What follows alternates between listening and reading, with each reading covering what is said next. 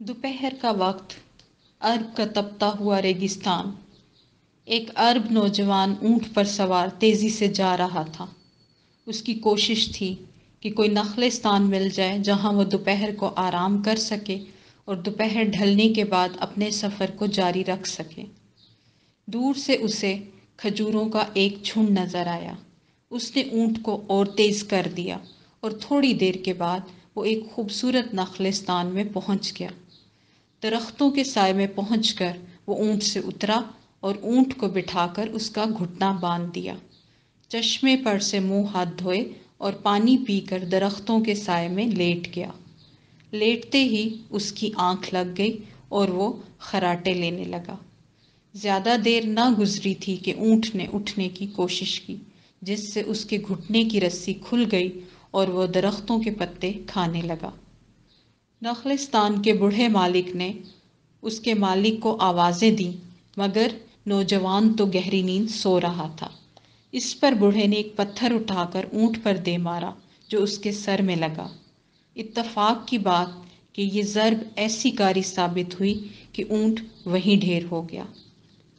پچھلے پہر نوجوان بیدار ہوا اور ادھر ادھر اونٹ کی تلاش کرنے لگا۔ چلتے چلتے باغ میں اسے اپنا اونٹ مرا پڑا نظر آیا۔ اس کو دیکھ کر نوجوان کی آنکھوں میں خون اتر آیا۔ سامنے ہی اس نے دیکھا کہ ایک بوڑھا اس کی طرف چلا آ رہا ہے۔ نوجوان نے کڑک کر پوچھا، میرے اونٹ کو کس نے مارا ہے؟ بوڑھے کے منہ سے ابھی یہی الفاظ نکلے تھے کہ اتفاقیہ طور سے یہ مجھ سے ہوا۔ نوجوان نے جھپٹ کر اس کا گلا دبوچ لیا۔ فوراً بعد ہی بوڑھے کا بے جان لاشا زمین پر پڑا تھا۔ نوجوان ابھی حیرت سے بوڑھے کی لاش کو دیکھ ہی رہا تھا کہ پیچھے سے دو نوجوانوں نے آ کر اس عربی مسافر کو پکڑ لیا۔ خلیفہ دوم حضرت عمر فاروق رضی اللہ عنہ کا عہد حکومت تھا۔ مدینہ اس جگہ سے قریب ہی تھا۔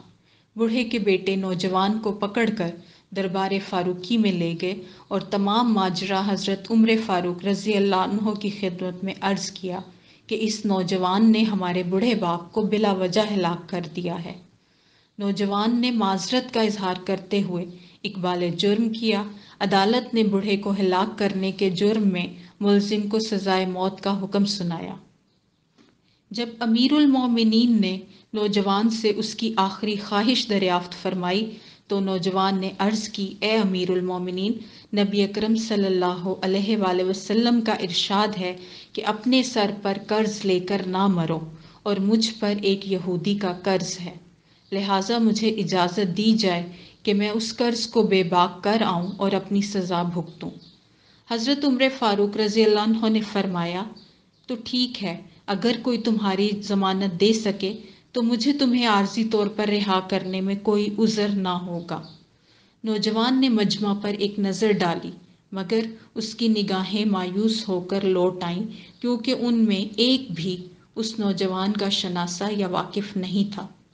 نوجوان حیران کھڑا تھا کہ حضرت ابو ذر غفاری رضی اللہ عنہ کھڑے ہوئے اور عرض کی، امیر المومنین، میں اس نوجوان کی ضمانت دیتا ہوں۔ حضرت ابو ذر غفاری رضی اللہ عنہ کے ان الفاظ نے مجمع پر ایک سناٹا سا طاری کر دیا۔ حضرت عمر رضی اللہ عنہ نے فرمایا، اے ابو ذر غفاری، تم رسول اللہ کے صحابی ہو، اگر یہ نوجوان نہ آئے تو آپ کو اس کے بدلے میں قتل کیا جائے گا۔ حضرت ابو ذر غفاری نے عرض کی، امیر المومنین، میں نے اپنا انجام سوچ لیا ہے، مگر میں یہ برداشت نہیں کر سکتا کہ ایک مسلمان نوجوان کہیں بھی اپنے آپ کو دوسروں سے بیگانہ سمجھے۔ رسول اللہ نے ہمیں جو اسلامی برادری عطا کی ہے، اس کی بنا پر یہ میرا بھائی ہے اور میں اس کی بخوشی ضمانت دیتا ہوں۔ نوجوان کو آزاد کر دیا گیا اور اس کی واپسی کے لیے ایک مدت معین کر دی گئی۔ یہ نوجوان بہت دور دراز علاقے کا رہنے والا تھا۔ منزلیں طے کرتا ہوا وہ نوجوان اپنے گھر پہنچا اور اپنے گھر والوں کو تمام واقعہ سنایا، جس سے سارے گھر میں کوہرام مچ گیا۔ بہت سے لوگوں نے صلاح دی کہ یہاں تمہیں کون پکڑنے آئے گا، اب مدینہ نہ جاؤ، لیکن اس کا ایک ہی جواب تھا کہ مسلمان کبھی غلط وعدہ نہیں کرتا، ایفائے عہد ہر مسلمان کا اولین فرض ہے، اور قرآن نے اس پر خاص زور دیا ہے، اس لیے میں ضرور جاؤں گا۔ اس نے اپنی جائیداد اونے پونے فروخت کی اور یہودی کا قرض بے باک کرنے کے بعد ایک تیز رفتار سانڈنی لے کر مدینہ منورہ کی طرف چل پڑا۔ آج اس نوجوان کی میعاد کا آخری دن تھا۔ سب کو یقین تھا کہ رسول اللہ کے صحابی حضرت ابو ذر غفاری رضی اللہ عنہ آج اس عربی نوجوان کے بدلے میں مارے جائیں گے۔ حضرت عمر رضی اللہ عنہ کو بھی بڑا تردد تھا اور آپ سخت پریشان تھے۔ جوں جوں وقت گزرتا جا رہا تھا، سب کی پریشانی بڑھتی جا رہی تھی۔ عوام کی نگاہیں آنے والے راستے پر جمی ہوئی تھی، مگر ادھر سے کسی کے آنے کا نام و نشان تک نظر نہ آتا تھا۔ اب وقت ختم ہوتا جا رہا تھا۔ حضرت ابو ذر غفاری رضی اللہ عنہ جرأت سے میدان میں کھڑے تھے اور قریب تھا کہ جلاد کو حضرت ابو ذر رضی اللہ عنہ کی گردن مارنے کا حکم دیا جائے کہ مجمع میں ایک دم شور ہوا، ٹھہرو، ادھر دیکھو، گرد و غبار اڑ رہا ہے، شاید کوئی آ رہا ہے۔ تھوڑی دیر کے بعد ہی ایک سانڈنی سوار نوجوان آتا نظر پڑا۔ لوگ چلا اٹھے، دیکھو وہ نوجوان آ رہا ہے۔ زیادہ دیر نہ گزری تھی کہ نوجوان اس مجمع میں تھا۔ اس نے سانڈنی سے اترتے ہی معذرت کی کہ میری ذہن کا تنگ ٹوٹ گیا تھا، جس کے باعث مجھے کچھ دیر رکنا پڑا۔ مجھے خوشی ہے کہ میرے محسن کی جان بچ گئی۔ اب میں ہر سزا بھگتنے کو تیار ہوں۔ نوجوان کی شرافت اور ایفائے عہد نے سارے مجمع پر سناٹا طاری کر دیا اور لوگ دل سے اس نوجوان کی سلامتی کی دعائیں مانگنے لگے۔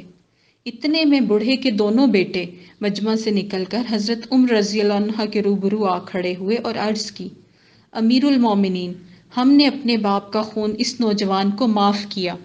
ہم نہیں چاہتے کہ ایک ایسا مسلمان ہماری وجہ سے موت کے گھاٹ اتارا جائے۔ یہ سن کر حضرت عمر رضی اللہ عنہ کی آنکھوں میں مسرت کے آنسو آ گئے اور فرمایا، خدا کی قسم، میری بھی یہی خواہش تھی کہ کسی طرح یہ نوجوان بچ جائے۔ اس احسان کے لیے میں تمہارا شکر گزار ہوں۔ حضرت عمر رضی اللہ عنہ نے نوجوان کی آزادی کا حکم دے دیا۔